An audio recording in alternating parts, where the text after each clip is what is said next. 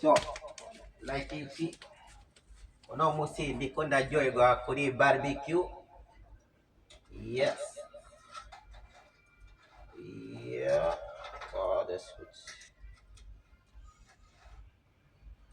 Yeah. Zirashika aho tuzihindura. Ala. Uh, uh, nice barbecue. Ala.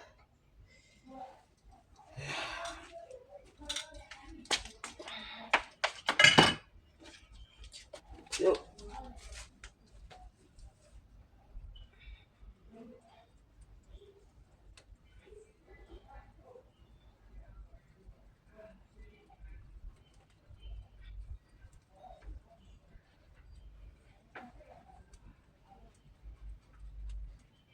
Kubaho ku isi ni kwiryosha maze.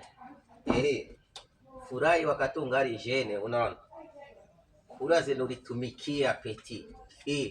Unazitumikia online ni lazima uzikule, lakini na akili upate za kukula za kuweka uziganya akazoza kawekeza oro yeah.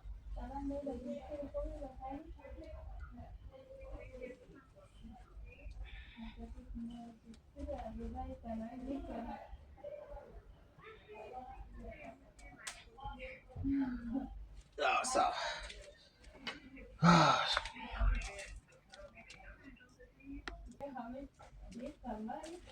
So nkuko mubibona sama period cyangwa periode y'izuba tuvuye mu mbeho, nta kindi dukora ngaha muri Europe atari gusa gutegura aka barbecue, akanyama kokeje. Ku bantu batagiye muri vacances dukora gusa kuryoherwa.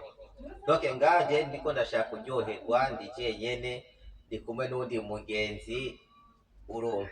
Ariko iyi barbecue uno munsi ni iwanje, ejo narakoze barbecue, n'umunsi uza tuzokora na weekend, tuzoba turi abantu benshi b'abanyafrika nyene tuja hamwe kugira dusangire aka barbecue. Turafata akanyama pene pote, umwe wese bivana na gu yiwe.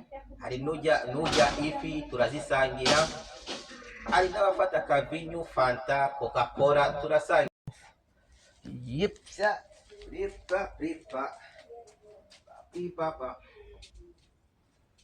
ripapa. So enjoy my barbecue. Inyama ziri hafi gusha yemwe. Aya aya aya aya. Wow. Ziraho ziri hafi gusha. Oh. Tuko turasha neza kabisa, ni dukenya ariko ku muntu umwe turatosheje kwa cyo bitako n'akarobe. Kurise ko n'akarobe ni hatari akabijya, uko bavuga mu Kirundi, ugaco kubitako n'akave. Aka kave mubona basi n'akabijya.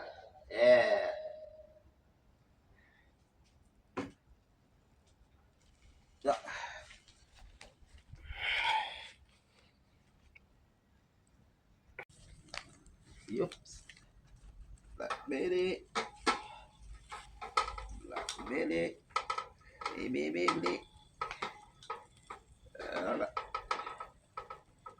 C'est bon.